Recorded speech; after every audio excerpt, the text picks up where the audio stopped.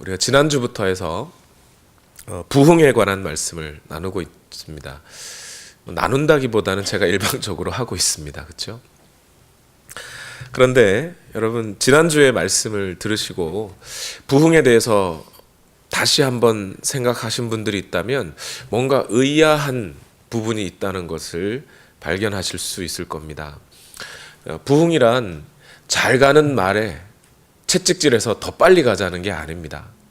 교회 성장 잘 하고 있는데 몇 가지 단점 보완해서 더 많은 사람 모아보자, 이게 부흥이 아니에요. 부흥이란 안 가는 말, 잠들어 있는 말 깨워서 달리게 하는 것이 부흥이에요.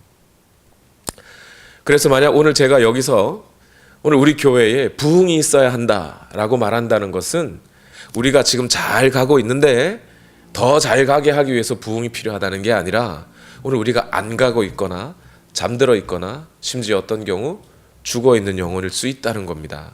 그것을 전제로 해서 저는 부흥을 부르짖고 있는 거예요.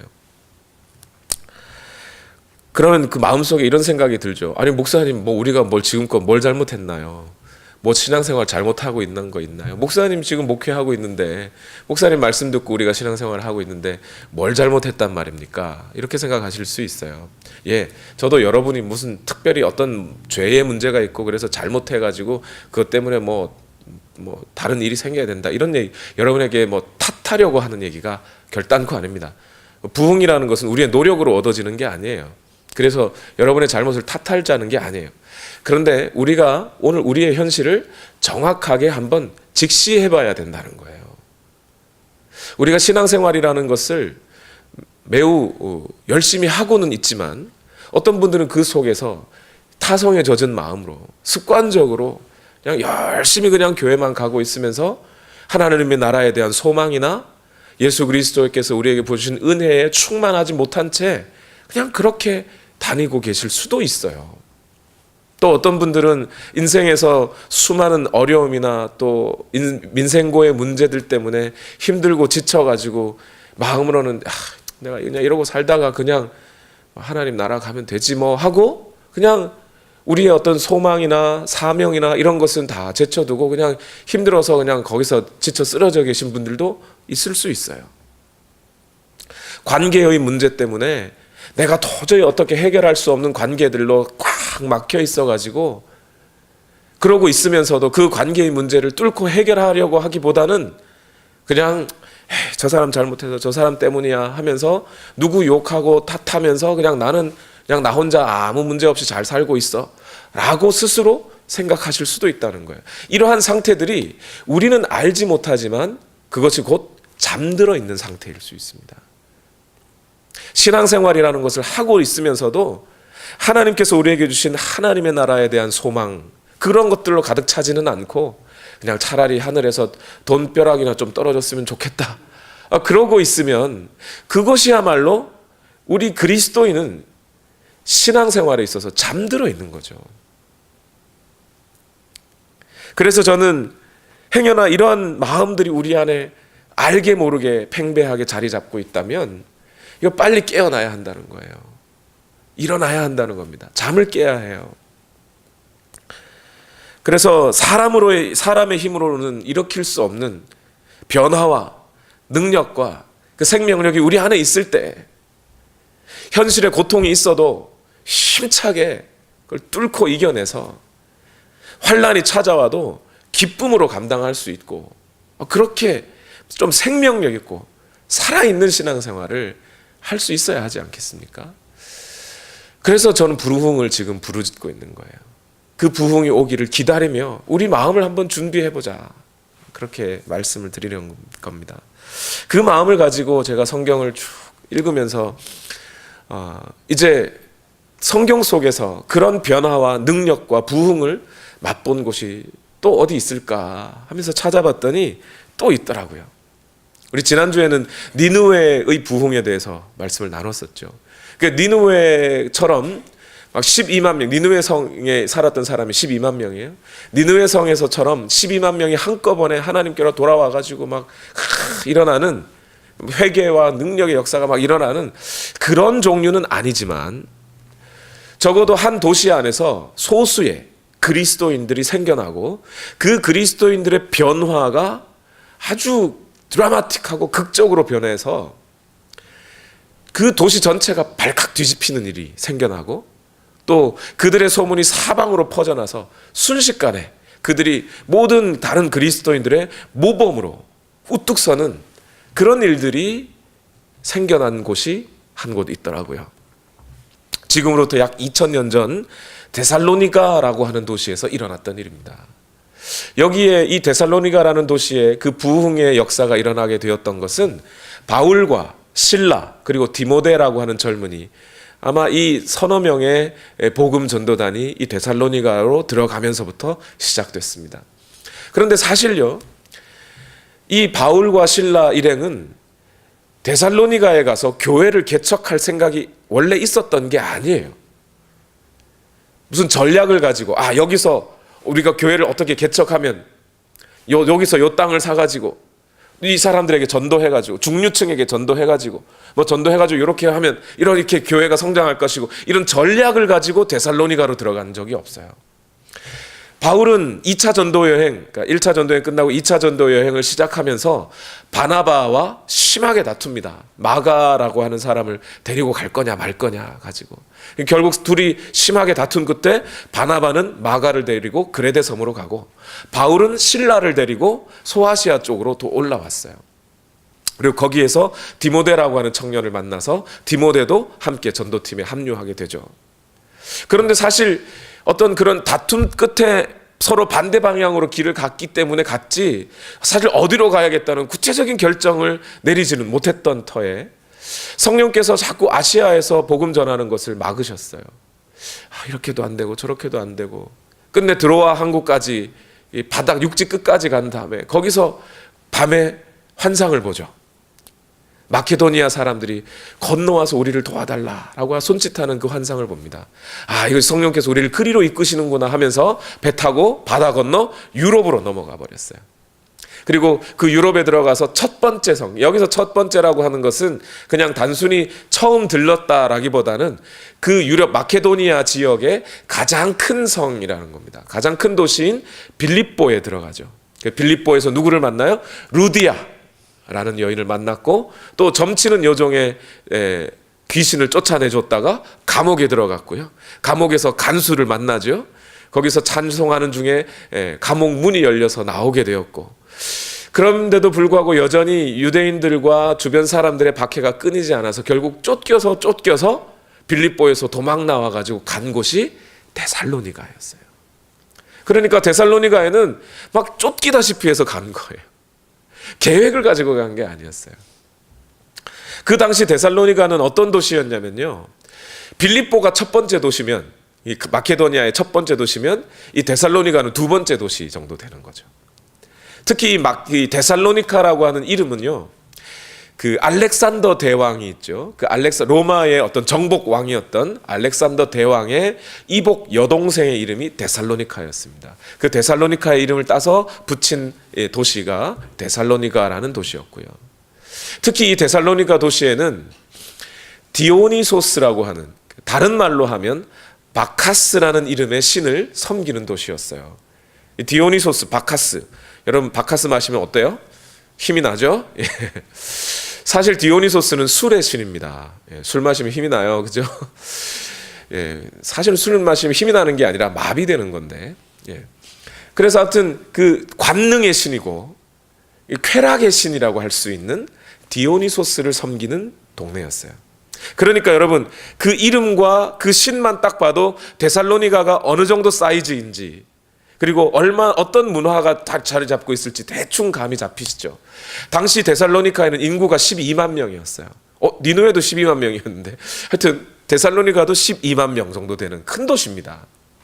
그 도시에 로마의 법과 로마의 철학, 그 사상과 가치관이 자욱하게 배어 있는, 그러면서도 쾌락과 성적인 어떤 유희들과 이런 것들로 이 사람들이 가득 차서 그 쾌락으로 하루하루를 살아가는 그런 사람들이 모여 있는 곳이 데살로니카였다는 거예요. 그 데살로니카에 바울과 실라가 쫓기듯이 들어갔어요. 도망 나와서. 그런데 이 사람들이 데살로니가로 들어갔더니 그래도 거기에서는 뭘 해야 되겠습니까? 이 사람들이 명목이 사도들이잖아요. 복음을 전합니다.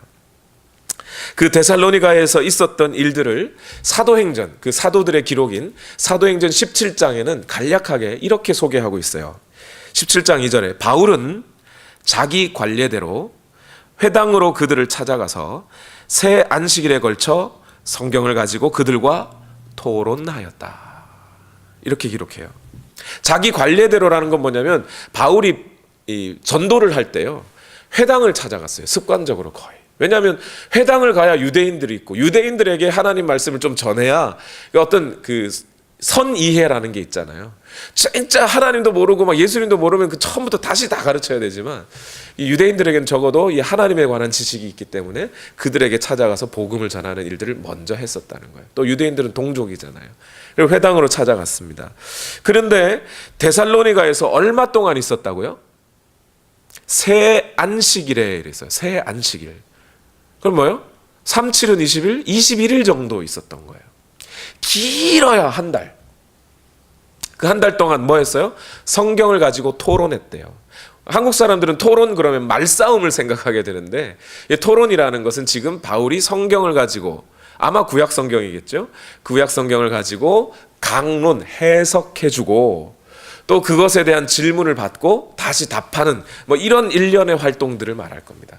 그렇게 데살로니가에서 복음을 전하였다는 거예요. 바울이 거기서 새 안식일 정도밖에 있을 수 없었던 이유는 그렇게 그 복음을 전하는데 쫓겨서 데살로니가로 왔으니 뭐 돈이 있습니까? 집이 있습니까? 뭐가 있겠습니까? 그러니 거기서 짧게 있을 수밖에 없었던 데다가 유대인들이 막 쫓아와서 이 복음 전한 걸 회방하고 심지어 이 바울을 어떻게 사로잡아 보려고 바울을 직접 잡기 어려우니까 아마 야손이라고 하는 사람들의 집에 침략을 해가지고 그들에게 해코지를 놓고 이러는 거예요. 그러니까 바울이 더 있을 수가 없죠. 그래서 다시 그 데살로니가에서 피난을 베레아라는 도시로 피난을 갑니다. 그리고 베레아에서 또 유대인들의 습격과 또 공격 때문에 이제는 너무 급하게 바울을 피난시킬 수밖에 없어서 실라와 디모데와 헤어집니다. 실라와 디모데는 마케도니아 지역에 남아있고 바울은 거기서 베레아에서 다시 아테네, 그리스죠. 마케도니아에서 그리스 쪽으로 넘어왔어요. 아테네로. 또 아테네에서 다시 더 남쪽인 고린도까지 피난을 갑니다. 그리고 고린도에서 이 실라와 디모데가 얼른 돌아와 주기를 기다리고 있어요. 그런데 아니 고린도의 이 마케도니아에게 남겨뒀던 이 실라와 디모데가 돌아오지를 않는 겁니다. 왜 이렇게 늦게 올까 염려하고 있는데 그때 때마침 이제 실라와 디모데가 고린도에 돌아와서 합류를 해요. 바울이 아니 어쩌다가 이렇게 늦었냐, 무슨 일 있냐, 어떻게 몸 상하지 않았냐 이렇게 물어보니까 실라와 디모데가 대답합니다. 선생님, 우리가 늦게 와서 죄송합니다. 그런데 말이죠, 선생님, 이게 우리가 늦게 온 이유가 있습니다. 지금 데살로니가에 엄청난 일들이 벌어지고 있습니다. 하면서 데살로니가에서 있었던 일들을 막 얘기를 해줘요. 실라와 디모데가. 그리고 바울이 그 이야기를 듣고 데살로니가에 있는 성도들에게 편지를 써줍니다. 그게 데살로니가 전서예요. 그러면 이 편지 속에 데살로니가 교회 성도들의 신앙과 또 상태와 이런 것을 격려하고 위로하는 편지를 써보내는데 그 속에 데살로니가에서 일어나는 이 엄청난 부흥에 대한 기록들이 있어요. 먼저 이 데살로니가 전서 1장 7절과 8절 말씀에 보면 이런 말씀을 하죠. 다 같이 읽어봅시다. 시작. 그리하여 여러분은 마케도니아와 아가야에 있는 모든 신도들에게 모범이 되었습니다. 주님의 말씀이 여러분으로부터 마케도니아와 아가야에만 울려 퍼진 것이 아니라 하나님을 향한 여러분의 믿음에 대한 소문이 각처에 두루 퍼졌습니다. 그러므로 이것을 두고는 우리가 더 말할 필요가 없습니다. 여러분, 이게 놀랍지 않으세요? 예수님을 전혀 알지 못하는 동네예요. 그 동네에 쫓겨서 피난 오듯이 와가지고 복음을 전한 바울과 실라의 복음의 소식을 듣고 사람들이 변화되었단 말이에요. 3주 동안 복음. 아니 3개월이라고 치십시다. 3개월. 3주는 너무 짧다고 치고 3개월이라 하더라도요. 요즘 여러분 신앙생활 전혀 안 하고 예수님을 전혀 모르고 예수님을 모르던 사람들이 성경 공부 한 3개월 하고 오늘 이렇게 변화된 적이 있어요? 지금 바울이 데살로니가에서 베레아, 아테네 거쳐서 고린도까지 오는데 한 1년 걸렸다 치십시다. 그 1년 걸렸다고 치더라도 말이죠. 아니 어떻게 3주 복음 듣고 그 사람들이 믿음이 생겨가지고 신앙생활을 했는데, 우리 지금 성경 공부해도 몇 달씩 하잖아요. 그런데 그 사람들이 변화되어서 다른 모든 그리스도인들의 모범이 되었다는 거예요. 1년 만에. 그리고 그들의 믿음의 수고와 사랑의 인내와 이런 모든 하나님 나라를 향한 소망에 대한 소문이 마케도니아뿐만 아니라 아가야 전 지역에 퍼졌다는 거예요. 아니 이게 어떻게 이게 가능한 일이에요, 여러분? 지금도 그런 일을 찾아볼 수가 없어요. 매스미디어가 발달한 이날이라도. 도대체 데살로니가 안에 성도들에게 어떤 변화가 있었길래 다른 모든 성도들의 모범이 되고 그 소문이 사방에 다 퍼질 수 있을까요? 데살로니가 전서 1장 9절을 보십시다. 9절에 이렇게 말해요. 그들은 우리를 두고 이야기합니다. 우리가 여러분을 찾아갔을 때에 여러분이 우리를 어떻게 영접했는지, 어떻게 해서 여러분이 우상을 버리고 하나님께로 돌아와서 살아계시고 참되신 하나님을 섬기며. 여러분, 이 사람들이 예수님 믿기 전에 원래 착한 사람? 아니면 예수 잘 믿을 만한 사람? 야, 그 사람 성격 보니까 예수를 믿어도 잘 믿겠어. 우리 보통 그렇게 말하잖아요. 근데 데살로니가 사람들은 그런 사람들이 아니었어요. 예수님 믿기 이전에 우상 섬기던 사람이었다고요. 디오니소스 종교 하에서 술 마시고 흥청망청 그렇게 살던 사람이었어요. 로마의 철학과 그 로마의 법률에 찌들어버린 사람들이라고요. 그 사람들이 우상을 버리고 하나님께로 돌아왔다는 거예요. 이게 보통 문제가 아니고 사람의 노력으로 해결될 수 있는 그런 변화가 아니에요. 이거는 신앙죠.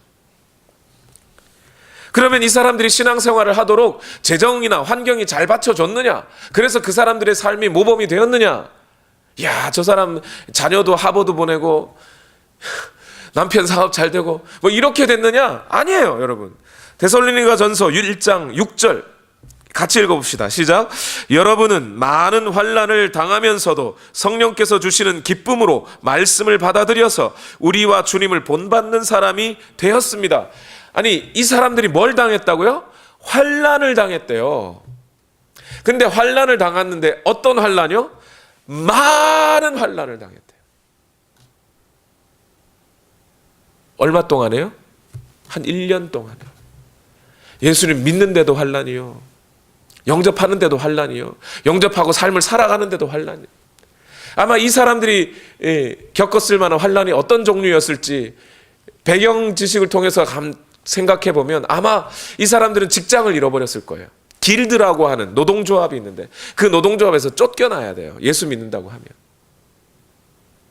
아니면 가족들로부터 외면을 당했을 거예요. 너 예수 믿지? 우리 가족 아니야. 호적에서 파. 그리고 나갔어. 자기 개인의 소망 못 이뤄요. 그런 게 어디 있습니까? 지금 당장 유대인들이 예수님 죽이는데도 그렇게 앞장섰는데 이제 새 가족 죽이는데 뭐 어려워요? 얼마든지요. 폭력이 난무하고 자기 꿈과 소망을 다 잃고 불편해지고 그 많은 환난을 당했는데 어떻게 살았다고요? 기쁨으로 감당하더라. 이게 부흥이에요. 이게 부흥이에요. 숫자가 늘어나는 게 아니라 우리 삶에서 그 삶의 모든 현실과 고난과 박해와 어려움을 뚫고 일어날 수 있는 그 힘이 그 속에서 일어나는 것. 과거의 우상을 섬기던 죄를 완전히 씻어버리고 하나님 앞에 완전히 돌아서는 이 큰 변화. 이게 부흥이란 말이에요. 이게 근본적인 변화가 일어나는 거 인생에. 많은 불편함과 어떤 어려움을 감수하고서라도 주님을 위해 기꺼이 환난을 당하고 내려놓을 수 있는 것, 이게 큰 변화죠. 이게 부흥이에요, 여러분. 그런데 이 부흥이 어떻게 데살로니가에서 일어났을까요? 2차 전도 여행 중에 바울이 전도했던 도시가 여러 군데 있어요. 그죠? 빌립보, 데살로니가, 앞에서 말씀드렸던 베레아, 아테네, 고린도. 근데 여러분, 고린도 교회는 들어봤는데 아테네 교회 들어보셨어요? 안 들어봤죠. 베레아 교회 들어보셨어요? 그러니까 거기는 편지도 안 보냈다는 걸 봐서는 거기에 교회가 세워진 것은 아닌 것 같아요. 근데 데살로니가에, 3주 들른 데살로니가에 이런 부흥이 일어났다니요. 어떻게 이런 일들이 있을 수 있을까요? 데살로니가전서 2장 13절에는 이 데살로니가에 어쩌다가 이런 부흥이 일어나게 되었는지를 설명해주는, 힌트해주는 구절이 하나가 있습니다. 그것이 오늘 우리 본문인데 같이 한번 읽어봅시다. 데살로니가전서 2장 13절 시작. 우리가 하나님께 끊임없이 감사하는 것은 여러분이 우리에게서 하나님의 말씀을 받을 때에 사람의 말로 받아들이지 아니하고 실제 그대로 하나님의 말씀으로 받아들였기 때문입니다. 이 하나님의 말씀은 또한 신도 여러분 가운데서 살아 움직이고 있습니다. 아멘. 우리는 이 구절에서 어쩌다가 데살로니가 교회에 그런 부흥이 찾아오게 되었는지를 한 세 가지라기보다는 두 가지의 원인과 한 가지 결과로 좀 살펴볼 필요가 있어요. 먼저 우리가 집중해야 되는 말이 뭐냐면, 여러분이 우리에게서 하나님의 말씀을 받을 때에, 이렇게 얘기해요.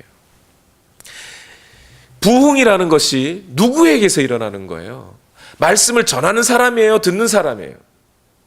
물론 전하는 사람도 이미 부흥을 경험하거나 함께 부흥을 경험할 수 있습니다. 그러나 본질적으로는 이 부흥이라는 것은 말씀을 듣는 자들의 마음에서 또는 그 삶에서 근본적으로 일어나는 변화가 부흥이죠. 그러니까 말씀을 전하는 자가 중요하다는 거예요? 듣는 자가 중요해요? 뭐가 중요하죠? 듣는 자가 중요해요.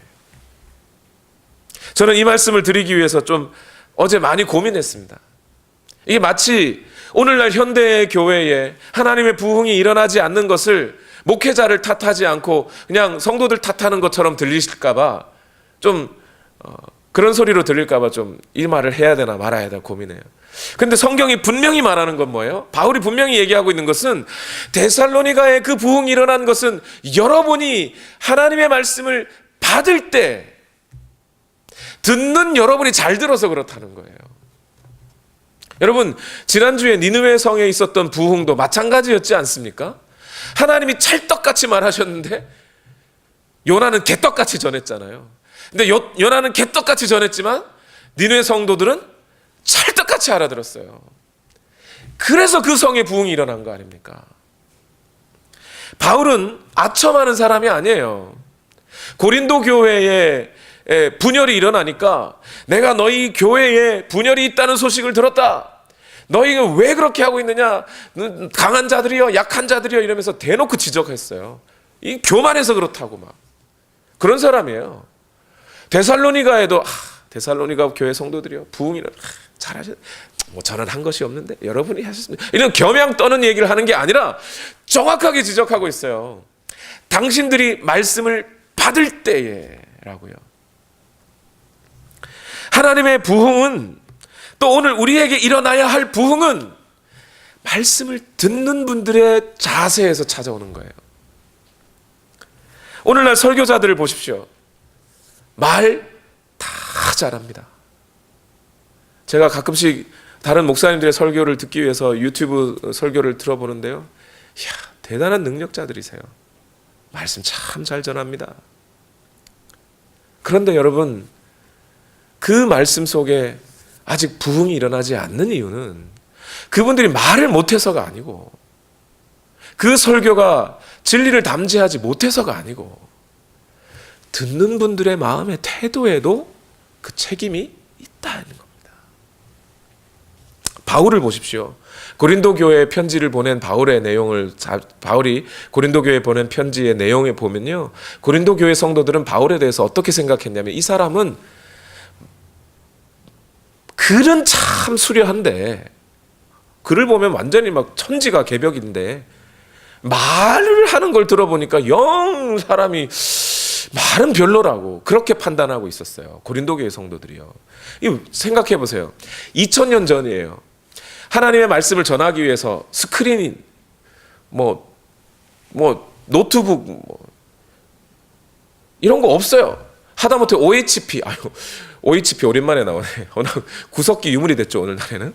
그리고 비닐을 이렇게 올려가지고 보여주는 OHP, 이런 것도 없어요. 가르치기 위해서 교사가 할 수 있는 건 서서 말하는 것밖에 없는 거죠. 근데 그 말조차도 바울은 잘했다 못했다? 못했다는 거예요.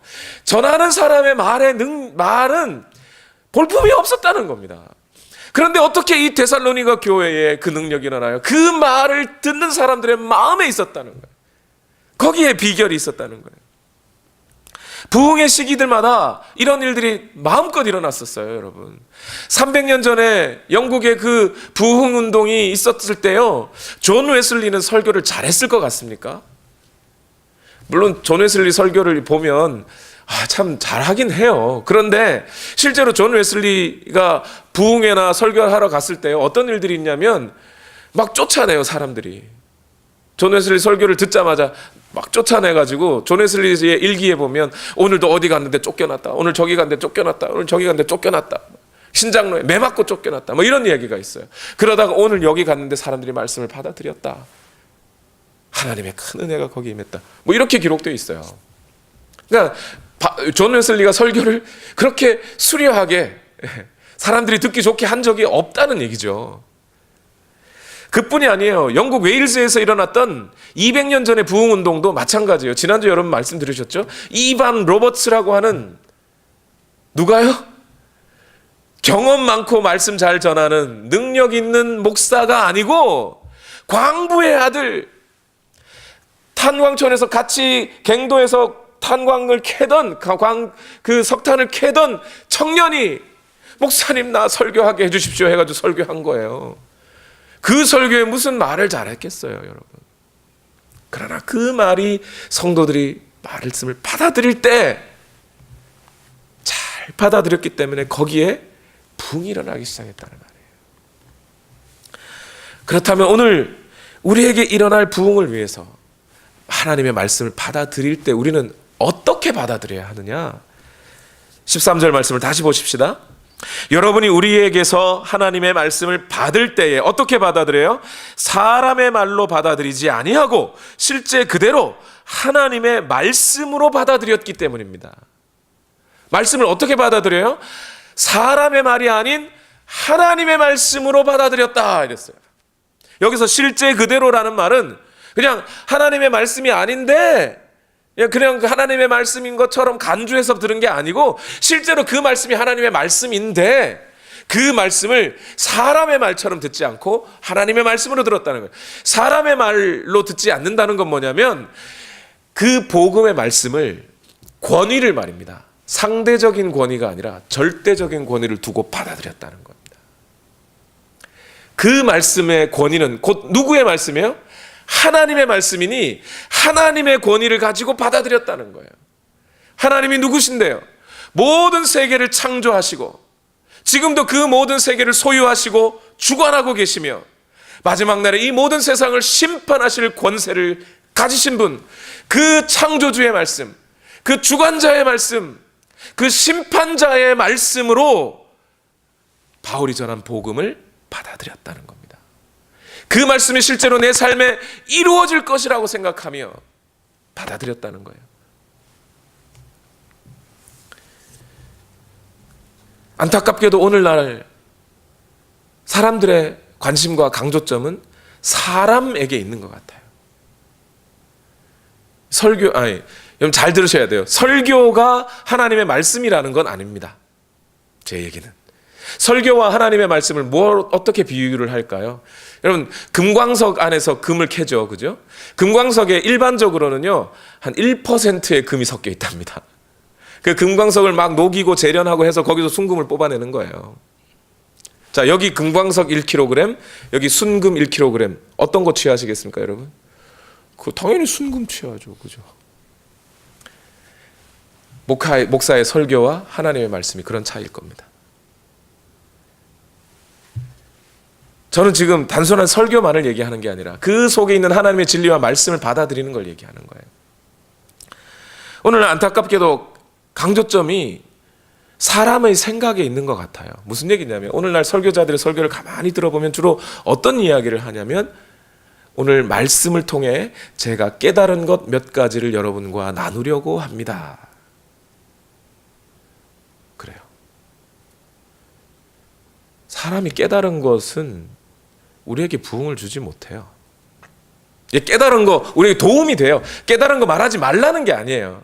그러나 지금 제가 말씀하고 있는 것은 우리에게 근본적인 변화인 부흥을 찾아내 주기 위해서는 어떤 사람이 깨달고 연구하고 찾아낸 어떤 지식을 우리가 나눈다고 부흥이 오는 게 아니에요. 하나님의 말씀 그대로가 우리에게 와야 되는 거예요. 그래서 또 어떤 성도님들 말을 들어보면 내가 좋아하는, 내가 존경하는 어느 목사님이 이런 얘기를 했는데 말씀 너무 좋아 이렇게 가요. 예, 목사님 말씀 들으세요. 무슨 뜻인지 이해합니다. 그런데 목사의 말로 어떤 말씀을 받아들여서 우리에게 부흥이 오지 않아요. 하나님의 말씀을 하나님의 말씀으로 하나님의 권위로 받아들여야 오늘 우리의 영혼이 흔들리고 우리의 근본적인 삶이 변화되는 그런 말씀으로 받아들여질 수 있게 된다는 거예요. 만약 오늘 우리가 여전히 하나님의 말씀 자체에는 도외시하면서 어떤 사람이, 어떤 목사가, 어떤 설교자가 그 말씀에 따라 깨달은 것에 관심 있는 것에 거기에 관심을 두고 산다면, 그 말씀에 우리가 목매우고 산다면 그 자체로 우리는 하나님을 무시하는 거예요. 왜 그렇죠? 여기 이 성경에 하나님의 말씀이 있어요. 하나님이 자기 자신을 드러내어서 보여주신 말씀이 있다고요. 그런데 그 말씀은 뒤로 하고 누가 그 말씀을 읽고 깨달은 것에 집중한다는 건 결국 인간의 언어로 하나님을 다시 한번 지어내는 거나 똑같은 거예요. 우상 숭배하는 것이 될 수 있어요. 그런 방법으로는 하나님의 부흥은 찾아오지 않습니다. 예수님은 어떻게 하셨어요? 예수님이 이 땅에 오셔서 하나님의 말씀을 전하면서 어떻게 전하셨어요? 마태복음 5장 18절과 19절 말씀에는 예수님이 하나님의 말씀을 어떻게 대했는지가 나옵니다. 내가 진정으로 너희에게 말한다. 천지가 없어지기 전에는 율법은 1.1획도 없어지지 않고 다 이루어질 것이다. 그러므로 누구든지 이 계명 가운데 아주 작은 것 하나라도 어기고 사람들을 그렇게 가르치는 사람은 하늘나라에서 아주 작은 사람으로 일컬어질 것이요, 또 누구든지 계명을 행하며 가르치는 사람은 하늘나라에서 큰 사람이라고 일컬어질 것이다. 예수님이 뭐라는 거예요? 하나님의 말씀은 천지가 없어질 때까지 1.1획이라도 이루어지지 않는 말씀이 없다. 그 하나님의 말씀의 효력은 영원까지 미치는 말씀이다.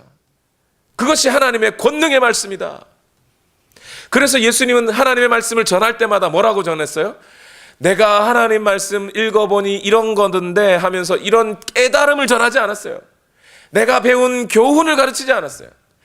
하나님께서 내게 하신 말을 내가 너희에게 전한다, 이렇게 하셨죠. 사도들도 똑같았습니다. 우리가 본 것, 우리가 들은 것, 우리가 만져본 것, 그것을 우리는 그대로 너희에게 전한다, 이랬어요. 바울도 데살로니가에 가서 예수 그리스도를 만나고 예수 그리스도를 통하여 알게 되고 배운 것, 그래서 바울은 자기가 깨달은 것이라고 안 해요. 자기가 주장하는 것이라고 안 해요. 자기가 고안해낸 주장 이론이라고 말하지 않아요. 내가 하나님께서 내게 은혜를 더하심으로 하나님께서 내게 알려주신 계시라고 말하죠. 그것을 데살로니가에 가서 전했어요. 데살로니가 사람들은 그 복음을 하나님의 말씀으로 그 권위를 인정하고 받아들였어요. 그랬더니 어떻게 돼요? 변화가 일어난 겁니다. 능력이 나타나기 시작하는 거예요. 삶에 부흥이 일어나는 거예요. 에베네젤 어스킨이라고 하는 스코틀랜드 목사님이 있습니다. 스코틀랜드 국교회로부터 이 장로교회가 독립하는데 큰 인도를 했던 목사님입니다. 하루는 이 목사님이 성찬식을 인도하는 날인데 그날 한 여인이 교회를 찾아왔습니다. 그리고 목사님은 말씀을 전했는데 이 여인이 그 자리에서 큰 감동을 받았습니다.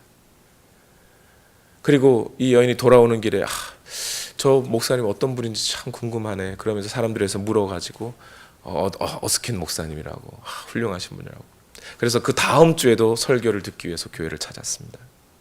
그런데 이상하게도 지난주처럼 그렇게 말씀이 감동이 안 되는 거예요. 그래서 이 여인이 예배가 끝나고 목사님께 찾아왔습니다. 목사님, 내가 이런한데 왜 갑자기 내 심경에 이런 변화가 생긴 걸까요? 목사님이 얘기해 줍니다. 간단합니다. 당신이 지난주에는 예수 그리스도의 말씀을 들었지만 오늘은 어스킨의 말을 들었기 때문입니다.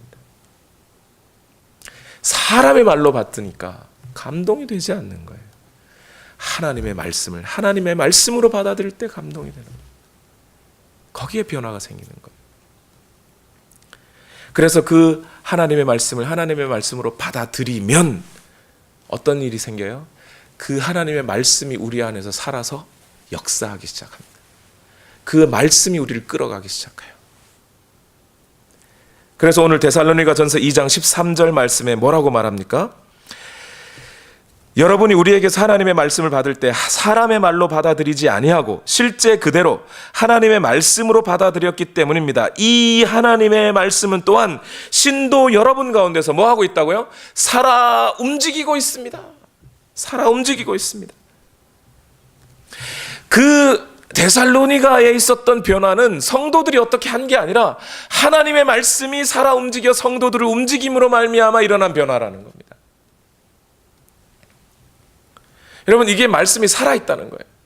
우리가 흔히 하나님의 말씀은 살아있고 운동력이 있어서 영과 혼과 관절과 골수를 찔러 쪼개기까지 하시며 뭐 이런 말씀을 듣긴 듣는데, 그리고 암송도 하는데, 사실 우리 살아생전에 죽을 때까지 하나님의 말씀이 생생하게 살아있다고 하는 그 경험을 우리가 잘 하지 못하는 분들도 의외로 많은 것 같아요. 이 하나님의 말씀이 살아있다고 하는 것의 의미가 어떤 것이냐면요, 이런 거예요. 여러분, 이 하나님의 말씀이 살아 움직인다는 말의 의미를 이해하기 위해서 사도행전 17장을 다시 한번 보면요, 사도행전 17장 2절과 3절 말씀에 2절, 바울은 자기 관례대로 해당으로 그들을 찾아가서 새 안식일에 걸쳐 성경을 가지고 그들과 토론했습니다. 뭐 했다고요? 토론했어요. 바울이 뭐 했다고요? 하나님의 말씀을 가르친 거예요. 와가지고 막 연예인 부르고 뭐 누구 초청하고 막 북치고 장구치면서 으쌰으쌰 쿵짝쿵짝 해가지고 막 신바람 일으킨 게 아니고 말씀만 가르쳤어요. 가르쳤는데 3절, 그는, 자, 같이 읽어보겠습니다. 그리스도께서 반드시 고난을 당하시고 죽은 사람들 가운데서 살아나셔야 한다는 것을 해석하고 증명하면서 내가 여러분에게 전하고 있는 예수가 바로 그 그리스도이십니다 하고 말하였다, 이랬어요. 즉 바울이 3주 동안 뭐 했다는 거예요? 복음의 핵심, 그리스도께서 우리를 위하여 고난을 받으시고 죽으시고 부활하신 것, 그 예수 그리스도를 증거하는 데 집중했어요. 그랬더니 어떻게 돼요? 변화가 일어났어요.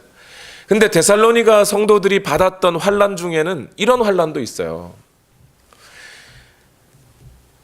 그 로마 시대 당시에 도시에서 어떤 사람들이 서로 만나면 로마 황제를 높이기 위해서 그 황제의 통치를 그 지역에도 실현시킨다는 의미로 황제가 명령을 내렸습니다. 인사말을 정해줬어요. 아우구스투스는 주님이시다. 아우구스투스는 이 황제를 가리키는 말이에요. 황제가 주님이시다 하면서 인사를 해야 된단 말이에요. 그런데 데살로니가에서 복음을 들은 사람들이 그 말을 할 수 있어요, 없어요? 못해요. 왜요? 말씀이 살아있어서. 그 말씀이 나를 움직여서 도저히 황제는 주님이시다라고 말할 수 없게 만드는 거예요. 그렇게 하면 내가 손해를 보는데, 불편한데, 내 꿈을 이루지 못하는데, 잘못하면 죽을 수도 있는데, 그럼에도 불구하고 하나님의 말씀이 나를 강권하여 예수가 주라고 고백할 수밖에 없도록 말씀이 나를 그렇게 바꿔가더라는 거예요. 그게 말씀이 살아 운동력 있다는 말이에요.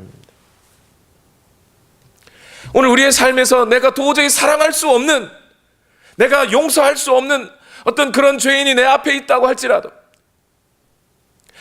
원수라도 사랑하라고 하는, 원수를 사랑하라고 하는 그 말씀이 내 안에서 살아있으면 어떻게 돼요?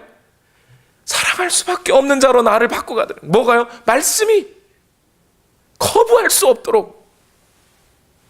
그게 하나님의 말씀이 살아있다는 것의 의미예요.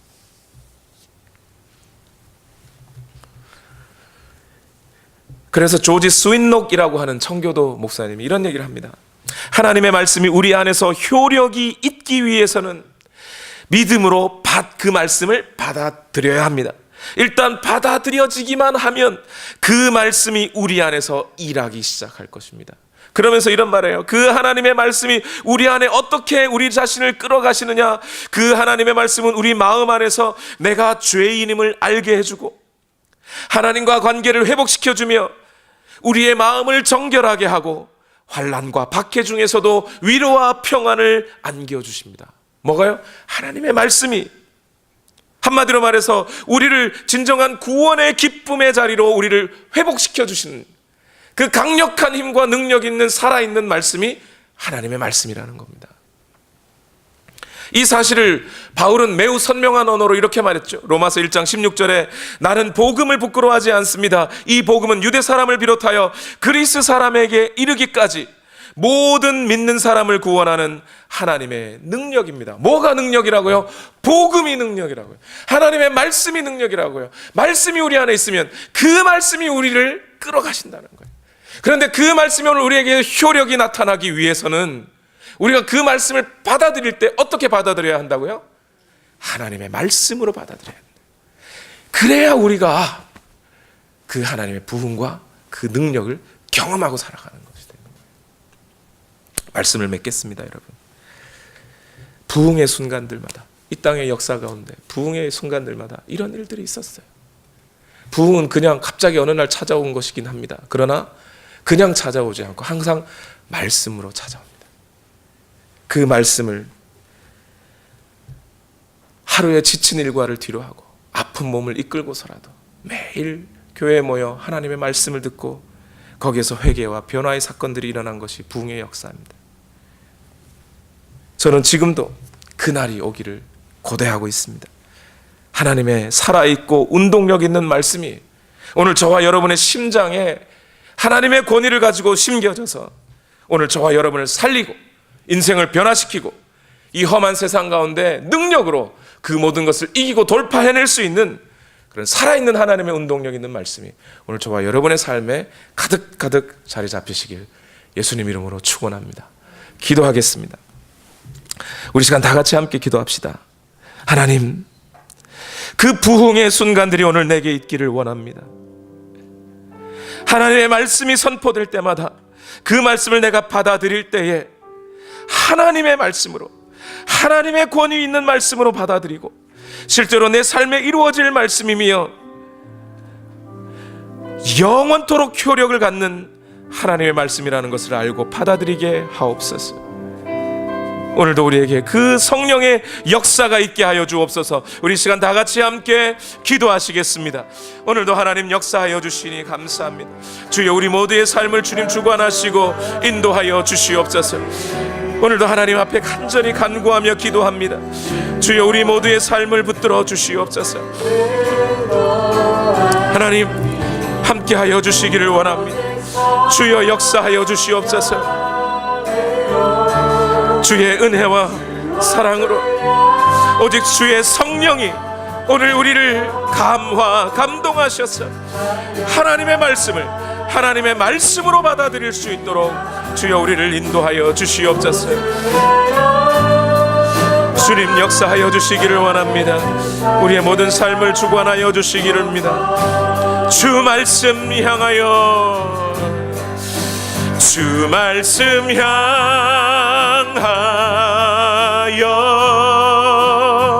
달려가리라.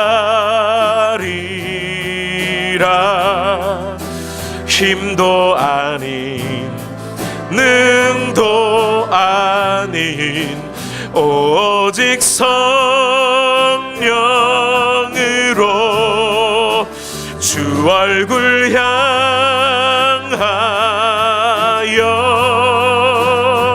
달려가리.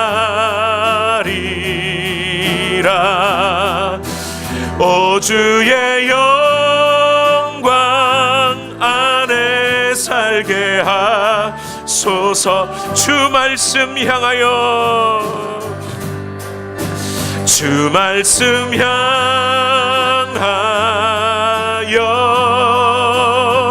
달려가리라. 힘도 아닌 능도 아닌 오직 성령으로 주 얼굴 향하여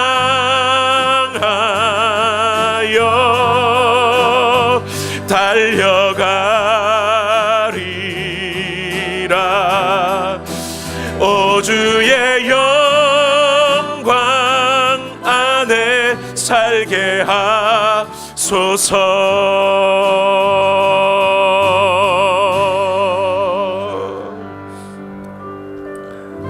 하나님, 이 날이 내게 속히 오기를 원합니다. 이 부흥의 날이 오늘 우리에게 속히 오기를 원합니다. 어떤 환난과 두려움과 공포 속에서도 하나님의 말씀을, 그 살아있는 운동력 있는 말씀이 우리를 밀고 끝까지 하나님의 나라를 향하여 달려갈 수 있도록 우리를 주관하시고 끌어가시는 그 하나님의 말씀을 경험할 수 있기를 원합니다. 우리 안에 있는 근본적인 변화들이 일어나기를 원합니다. 힘을 내기를 원합니다. 내 힘이 아니라 밖에서부터 주어지는 하나님의 힘으로 살아갈 수 있기를 원합니다. 주여, 이 일을 위하여 오늘 우리가 우리의 마음을 갈아엎고 주의 성령이 오늘 우리의 마음을 열어주심으로 하나님의 말씀을 있는 그대로의 하나님의 말씀으로 받아들임으로 그 말씀을 쫓아 달려가는 우리가 되게 하여 주옵소서. 오늘도 하나님 역사하여 주시기를 소망합니다. 바로 그러할 때에 오늘 우리에게 이 땅 가운데 진정한 하나님의 부흥이 오게 될 줄을 믿습니다. 인도하여 주시옵소서. 또 이 시간 하나님 앞에 간절히 기도하옵기는 이 시간 하나님의 말씀을 따라 예물을 올려드립니다. 너희는 먼저 그의 나라와 그의 의를 구하라. 그리하면 이 모든 것을 너희에게 더하실 것이라 약속하신 주님, 그 하나님의 나라와 그 하나님의 통치가 오늘 우리 심령 가운데 심어지고 회복되고 이루어지는 그 날을 위하여, 그 날을 바라보며 간구하며 예물을 올려드리오니 이 모든 것이 너희에게 더할 것이라고 하는 약속 또한 이루어지게 하옵소서. 예수님의 이름으로 기도하옵나이다. 아멘.